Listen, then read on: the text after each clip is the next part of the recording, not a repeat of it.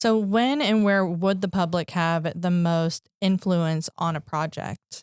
They can have some influence at the planning commission meeting or city commission meeting, but at that point, it's really too late to make any changes in the project. We've had public meetings where people don't show up, and so that's disappointing just because we give everybody an opportunity to come talk to us and give us their opinion. And by the time we get to planning commission meeting, the plan's laid out, there's not much changing it. And so if you can be involved earlier, that's better. Welcome to Lawrence Real and Local, Keeping It Real podcast presented to you by the Lawrence Board of Realtors. We're your go-to source for all things real estate in Lawrence, Kansas. I'm Lexie Haskin with Bank Midwest. And I'm Patrick Dipman with McGrew Real Estate. Together, we are here to make the journey to home ownership a breeze. Join us as we share insider insights, expert advice, and a dose of fun along the way. This episode was brought to you by... Insurance can feel complicated, but getting the right coverage doesn't have to be. I'm Ryan Spark, owner of the Spark Agency with Farm Bureau Financial Services. And I'm Thea Lease, Senior Account Exec at the Spark Agency. Since 2013, we've helped families and businesses in Lawrence make confident insurance decisions. We're proud of the long-term relationships we've built and being there when clients needed us most. Call us at 785-841-0073 for a simple, no-pressure review. We'd love to help. Welcome to Lawrence Real and Local, Keeping It Real podcast by the Lawrence Board of Realtors. My name is Lexie Haskin with Bank Midwest. And I'm Patrick Dipman with McGrew Real Estate. And we are joined here today with David Hamby with BG Consultants. Welcome. Thank you. It's a pleasure to be here. We are very happy to have you here. Will you tell us some background? How did you get into what you're doing? What do you do? Everything like that. Sure. So where I am now, I'm at BG Consultants. I'm the Lawrence office manager, and I have a degree in civil engineering. I started there, actually, even before I graduated, I worked with BG Consultants, and I graduated in 1994.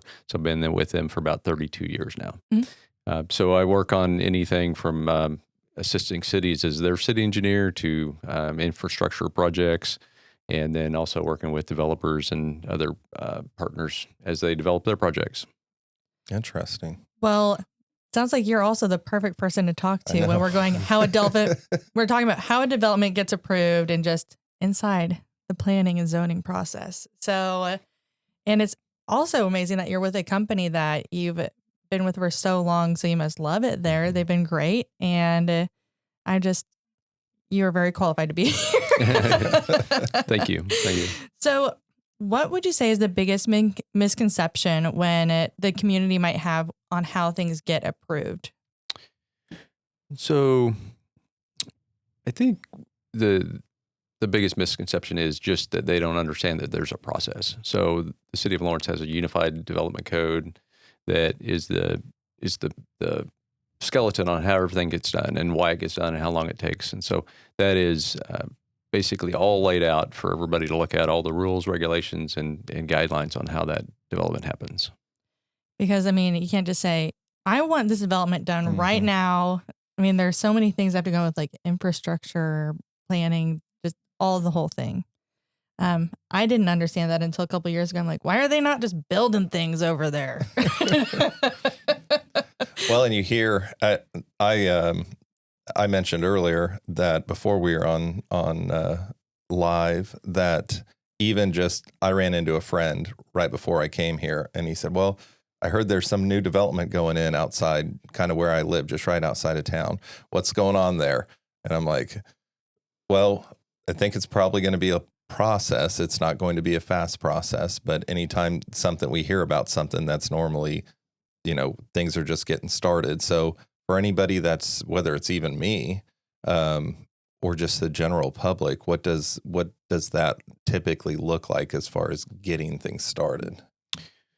So, as I'm sitting in this seat, as I get my clients or somebody else that I don't know yet that is trying to get a project started, we figure out where the project is right now. So is the project in the city already?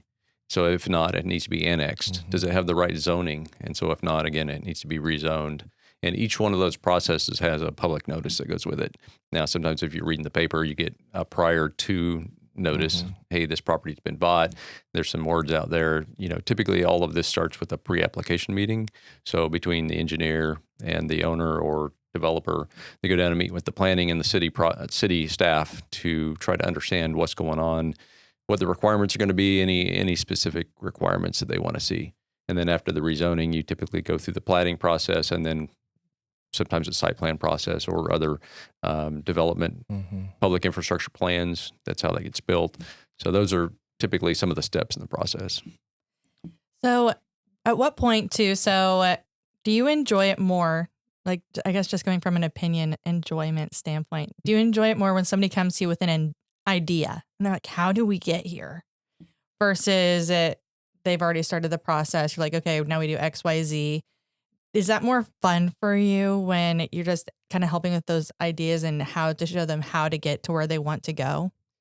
I enjoy helping them succeed in their project. And so you'll get some, experienced developers, I'll say, that have already ran the numbers. They know how many houses they need or how many units they need, and they have it all penciled out already. It's sometimes tougher to have somebody that hasn't gone through the process yet to, look for some of that stuff from me where, I'm an engineer, so I'm not going to do the financial aspects of that. And so that's while I love coming up with ideas and moving properties around to make it sure it fits on the site, and even coming up with maybe a better idea than they had to begin with. So I enjoy coming up with just the ideas and moving shapes around till to get the most efficient development that they can that's going to succeed for them. Yeah. I think the brainstorming process is so fun. I get very fired up about it. Like, let's do it. Okay. Do you have a different role through each of the processes then? And if so, what might those look like? Yeah, so my role could vary depending on the experience of the developer and what type of development it is. Sometimes we get, somebody that wants to do a residential development. And so my role may be to help them, fill out the paperwork, get that into the planning department, start that process, attend a planning commission meeting, speak on behalf of the project, to act as their liaison between the city and them. It may be to develop a site plan, come up with the public infrastructure plans, help them through that process, tie them to a contractor that they can use for the building of the project. So all of those, my role shifts somewhat depending on who they are and what they need. That makes sense. So when people are looking at the approval process and they might think, why is this taking so long? And is it just because there are just so many different timelines and timeframes and of approvals in the project? Did that make sense how I worded that? Because you probably have to get an approval for each part of the process, not just approval for the whole process. Am I right in assuming that? Correct. Yeah, there's multiple steps. And so, as I mentioned earlier, the first step, if it's not in the city, is annexation. So that has to go to the city commission, then refers it to the planning commission. They have certain notification requirements. And so you may have 6 weeks just by the time the application goes into when it goes to planning commission, because there's a certain advertisement period. Most of this doesn't happen in a vacuum.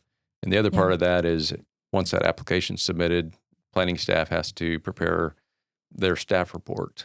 And so they send it out for all their different groups to review and send back comments. And so with each one of these processes, some of them can be done concurrently, but in doing that, there's some risk as well. So you could maybe do the preliminary plat and the final plat concurrently, but if that preliminary plat doesn't go forward, or if there's major modifications, it could result in additional cost or even a lost cost for that final plat. Yeah. So all that plays into there too. So you'd even help up front with any, with that site evaluation to determine what's viable or what's not. I don't know, because I'm not necessarily an expert in this, but I assume there's like soil samples or just a general survey to figure out what does that look like. So we'll generally start with just looking at the property itself. So we'll get some maps together. So we'll look at an aerial photo, put contours on there, property lines, so you can actually see about how big the property is. And then you start working on, what size are your buildings? How much do you need for each building? So if it's a residential subdivision, laying out the streets and seeing what that would look like. And then you have to factor in the grades where utilities are. So if there's sanitary sewer and water line there, or if those need to be extended to the site.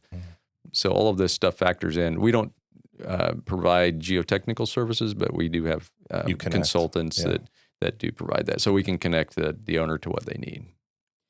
Can you explain for the people that might not know the difference between zoning or plats and site plans? Yeah. So zoning is typically what would be allowed to be used on the land itself. So if you go to the zoning code, they have use tables in there. And so for a certain type of zoning, whether it's R1 or C1 or M1, whatever those zonings are, there's certain allowed uses. And then, so that zoning is basically only the use of the land. But then on top of that, there's what we call bulk regulation. So with that zoning comes certain setbacks, certain density, other factors that determine how that ground is used and how it's developed.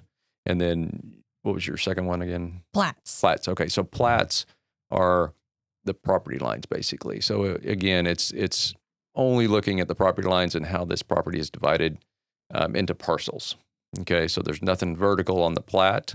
Preliminary plat will have some of that preliminary information on there, and then you have a final plat that actually gets recorded at the courthouse. Mm-hmm. And so that determines how that parcel is recorded.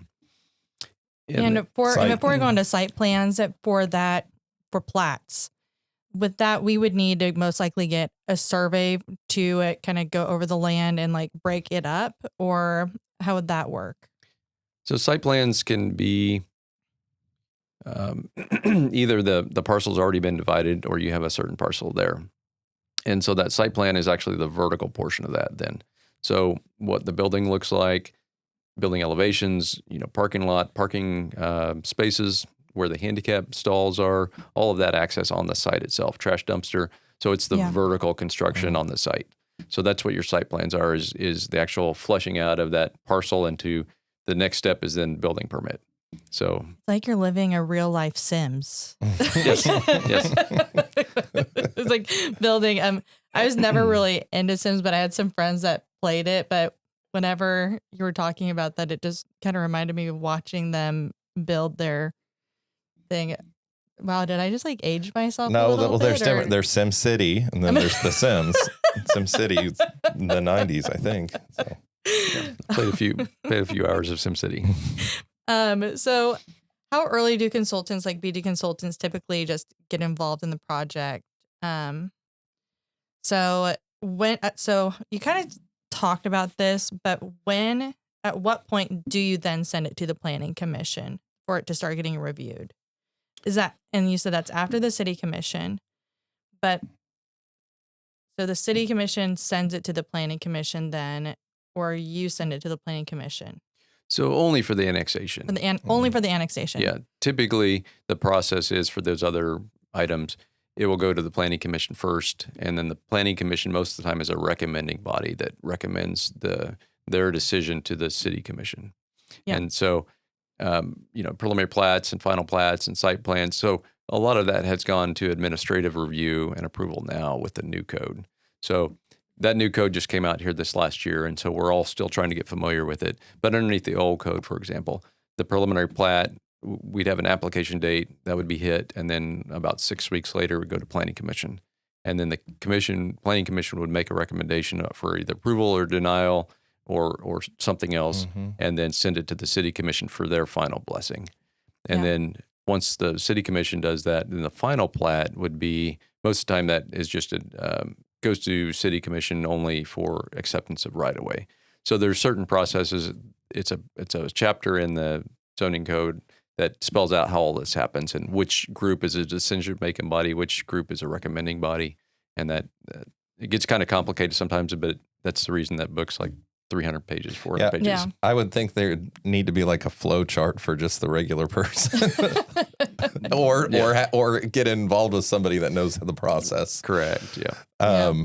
So, and there's a little bit of potentially the chicken and the egg of you could, as a developer or somebody like you who's been hired by a developer, you might be doing work to evaluate something that may not actually be, whether it's let's just say annexed, whether it's annexed, let's say you don't even get to that point, you just are evaluating something that financially doesn't make sense because there could be just too much dirt work or too much, other things involved infrastructure wise. Right. There's a lot of former clients that I work with or current clients that will call me up and say, hey, this piece of ground, what does it look like? How many parcels can I get on it, or how many units?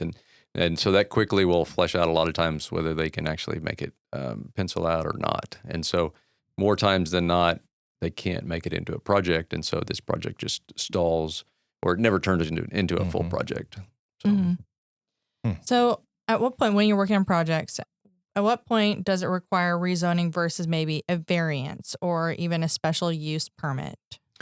So all of those uses, as we talked about previously for rezoning or zoning, is most of them are either permitted or conditional.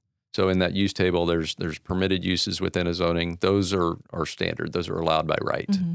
It's those conditional uses, which they try to get away from a lot of times, but it's a use that would be permitted with a special permit or conditional use permit. Mm-hmm. And so then if the planning commission would permit that, then that would be allowed use.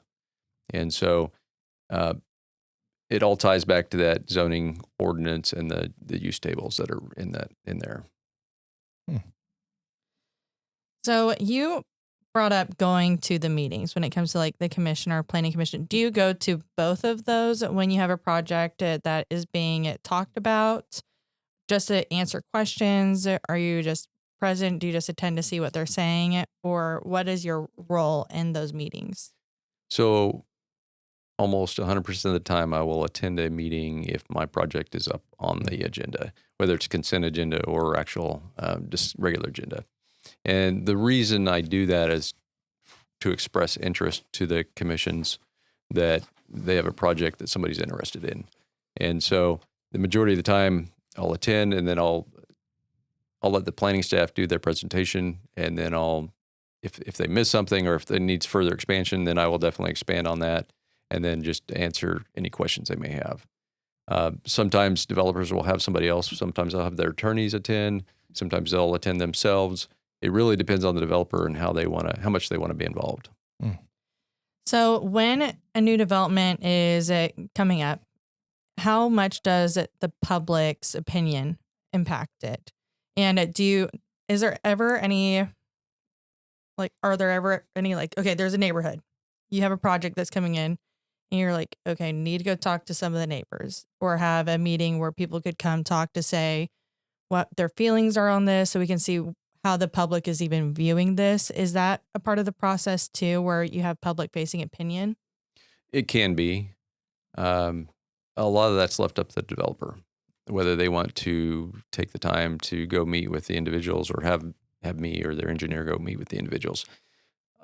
A lot of times they just get the feedback that the neighbors are going to complain about something and they're not trying to make progress towards something. And so a lot of developers feel like it's really not worth their time or their engineer's time to go do that. Now, if there is an advantage to that, if you can get the neighborhood to say, hey, this project's going to come in, something's going to happen here, rather than just saying no project, it's a green field. We want it to always be a green field.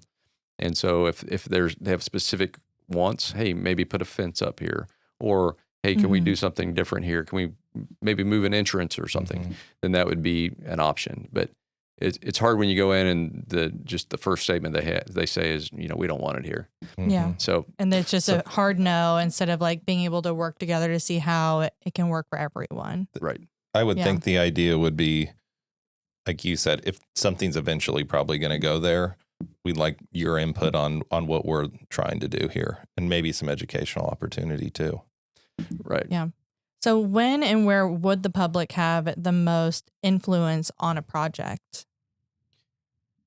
Well, and they can have some influence at the planning commission meeting or city commission meeting, but at that point, it's really too late to make any changes in the project. And so it's important to get involved early on in that process. We've had public meetings where people don't show up and then they show up at the planning commission meeting. And so that's disappointing just because we give everybody an opportunity to come talk to us and give us their opinion. And by the time we get to planning commission meeting, that the plan's laid out, there's not much changing it. So that's the difficulty, is just waiting too long to get involved. And so if you can be involved earlier, that's better. And you kind of touched on this, but common concerns that are raised by public normally at those hearings? Yeah, I typically hear, hey, there's too much traffic, or hey, we're going to be flooded. So stormwater and traffic are two major concerns that always come up. Whether they're valid or not, a lot of times it's just the fear of the unknown. And so as part of plans in Lawrence, most of the time we have to do a traffic study, and then we also have to do a stormwater study. And most of the time that stormwater study results in less water running off than what it does naturally. So you're actually reducing the rainfall or the runoff from the site after construction than before construction. And then is it a possibility from those studies that there even would have to be some upgrades? Yes, there is a possibility that points out. So you get into a fine balance between what's the developer's responsibility and what's the city's responsibility. And so if it's on site, then typically it's the developer's responsibility. But let's say the pipe leaving the site is too small. So how far does that go down? And who's responsible for paying for it if it's identified? So that happens sometimes with sanitary sewer, your utilities or water line. And so there may be a portion of that that's assigned to the developer and a portion that's assigned to the city. But then the challenge is, if the city's going to help pay for that, they don't have necessarily an immediate budget to do that. And so that can slow a project down sometimes. Yeah. So how, in your experience and what you've seen, how do the commissions balance the neighborhood concerns with just the broader community needs? And when this goes to planning commission or city commission, each one of those commissioners will make their own decision on what they feel is right. So it can vary from one commissioner that thinks the individuals in the neighborhood are more important than the whole city, or it can be vice versa, where they think the whole city is more important than the individuals in the neighborhood. Ideally, it would be somewhere in the middle that kind of takes a big picture view of that, and it's not just this vocal minority that's getting all the response. So there is sometimes, where the majority of public comments, maybe 3 or 4 people that are against the project, but there's 80,000 people in the community that aren't saying anything about the project. So that's a balance they've got to figure out on their own and how to vote. At these commission meetings, when they determine to vote, do they ever say, let's say, because at that point they can hear the public's comments and we're either going to vote in favor or against. Do they ever say, if these changes are made, then we would reconsider it? Or is it pretty black and white? No, most of the time there's a conversation between the planning commission, let's say, and the developer or the engineer who's representing the developer. So I've been in conversations at the planning commission, and we've had these conversations, and if it can't be resolved at the meeting, then sometimes they will table it and we'll bring something back. So they can always delay it for a month or two and let us try to resolve those issues. Sometimes it's something that can't be taken care of and they just need to vote. Yeah. And for those that want to know more about the Planning Commission and the City Commission meetings, you can watch them live on YouTube if you do not want to go in person. So, I'll admit that in the past, if there was something on the agenda that I was like, oh, this is going to be kind of fun to watch, I get my pajamas on, sit on the couch with some popcorn. I'm like, this is going to be a good topic today. So there's options. You don't have to go in person, but you have other options if you want to at least stay informed. You can also add public comment by Zoom too. So you don't actually have to go down to the meetings now. You can comment virtually. Yeah. So you have options to get involved. And I would think probably anybody could even send an email ahead of time to their commissioners, regardless of whether that factors into the actual meeting, but just communication. Yeah, so there's a dedicated email, and I think it's by Monday at noon for Planning Commission that meets on Wednesday. So you can send it to the planning staff, and they will distribute it amongst the planning commissioners, as well as put it up on the agenda so that everybody can see that as well. So kind of going on to like delayed or denied projects, you already kind of talked about the most common reasons a development might get delayed. Was there anything else that you wanted to add to that? I would say that for delays, that most of the time it results in, let's say the planning commission tables the item because there's an unresolved item. And so that will be kind of key in understanding that. Another item that might get delayed is if an owner or developer is having trouble making a decision on something on that end. So it's on the owner's end or developer's end versus the planning staff. Sometimes there's just some unresolved comments with planning staff that even before it gets to staff report, that they are working through trying to come up with an answer before they get to a staff report, and that can slow down things as well. Just for reference, fastest process ever for approval you've gotten. What do you think? Yeah, that's a lot different than the longest, but fastest. We've done some ones that are just minor changes that sometimes they'll just whisk through, and it's 2 weeks or something. Okay. So that's not an official process, but it's more of a modification to a site plan that's already been approved. Okay. So what do you think about just kind of a start to finish fastest? Well, just because the process is set, I have the most luck with these processes that have an application date and a planning commission date and a city commission date, just because the planning staff is kind of tied to those dates. The site plans, because they don't have a set application date, it's just as they get to it. And now you can try to stay on it and keep in communication with planning staff to work that through. But generally, those are the projects that get bumped if they have a busy load. And so planning staff typically has a lot of projects. And so those are the things that don't have that deadline. And so they can get pushed. And so it's important to stay on that just to make sure it keeps moving through the process. Yeah. I was just curious, like, if you were going to say, well, 6 months is probably the fastest I've ever had something go through or not. I was just, when people think, well, takes time, then 6 months might be considered fast.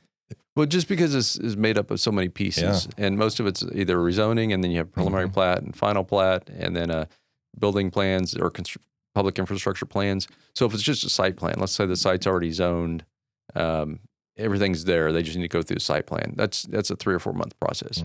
And, it's still a long process. But if you're going from a site that has no platting and you're putting in, a residential subdivision, you got these multiple steps that just add up. And so that could be a year before you hit construction.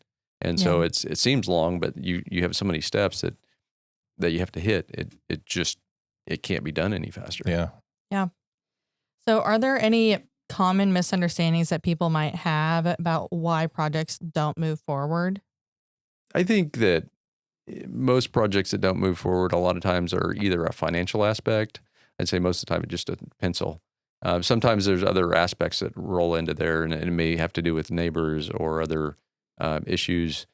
A long time ago, I was working on a project that was a rezoning and a special plan development type project, and we had a lot of neighbors that were not real happy with that as well. But ultimately, it was the planning commission that didn't approve it. So the developer did everything the neighbors asked, and it still didn't get approved. So you have a lot of different factors that could slow down a project, but ultimately, a lot of them will just come down to the finances of the project. What do you think from the realtor community? Is there a way in which realtors can participate in this process productively? I think that the realtors could participate in the process mainly on the financial end of things, I see. Or even on the, hey, does this layout look attractive? Is this something you can sell? Does this bring value to the project? And then, what the end of this project looks like as far as if you have homes, for example, what the sale might be or the market might be for those. What would a sale price be for those? And then the developer can back into it. Or if he's just selling lots, what would be an appropriate lot price for these lots that I'm developing? Because the developer has to, build roads, build water lines, sewers, all of this stuff, and he has a certain sunk cost in that, including the land. Can he get to something that is affordable and reasonably priced? Yeah. So piggybacking off of that, how does that make it more important too for like housing supply and community planning by having realtors involved in the process? Well, and I think as we look in Lawrence, there's a definite need for more housing. And whatever that looks like, I think it's all the different levels of price levels, because as you create more houses, you allow more room in the market for people to move. So I think if they can help get that word out, I think it's pretty well known. But as you go to planning commission and city commission, that they know that there's a need for it, and you don't necessarily wait for the perfect project to do something. You've got a good project to do something. So we've got stuck sometimes on just, is this the perfect project? No. Is there ever a perfect project? No. But is this something that's going to work and bring forth some houses? That's part of what we need, is that word to be out there that something needs to happen there. If realtors were going to attend a city commission or planning commission meeting, what would be good information for them to bring to be helpful and to share input? So it would be helpful for them to have an understanding of the project itself, probably talk to the engineer that's working on the project, and just be able to fully understand it. So, hey, this project's bringing X many houses that are expected to sell from this to this. This would help create room in the market, whatever that looks like. So just being knowledgeable about the project and the benefits this brings, and then that would help, I think, allow them to talk intelligently about why this is important for the community. Yeah. It sounds like it's really important to be informed. Yes, absolutely. Be educated before you show up and start making assumptions about things. Know what you're talking about. I remember a couple of years ago, I don't even think this ended up happening, but there was some plant that was going to be going in a neighboring community, and everybody's like, but the smell, can't deal with the smell. I mean, I do agree it would have been smelly, but it's just like little things, like bigger impact, maybe. Yeah. And, anytime you get industries and development, industries are important for us as well. But yeah, they have to have they have to fit into the neighborhood as well. So it's important to know what's going on there too. Yeah. Is there anything you want to leave us with for this episode? No, I just appreciate your invitation to come today and share some of my knowledge and some of my years of experience. And I'd be happy to assist anybody that needs some assistance in working through these processes. It's been nice having you. Thank you so much for coming on. Because, I mean, this is definitely not my area of expertise either. So I was like, I don't even know if the questions I'm asking are making sense, because I had some other questions that weren't even on the paper. But yeah, I'm very thankful, and I'm excited to hear more from you on our panel. Thank you. I'm looking forward to it. And thank you to the Lawrence Public Library for letting us use this space. And then also the Spark Agency with Farm Bureau Financial is sponsoring this series as well. So I just want to give them a quick shout out. And also like, subscribe, share, follow. We're trying to do better about saying that. So thank you for listening, and signing off. Thanks for joining us on Lawrence Real and Local Keeping It Real podcast. We appreciate our guests taking the time to join us. Don't forget to subscribe and leave a review if you enjoyed today's episode. For more information, please visit us on the web at www.lawrencerealtor.com. And remember, whether you are buying, selling, or simply dreaming of buying your future home, we're here to help. Until next time, keep it real. And happy house hunting.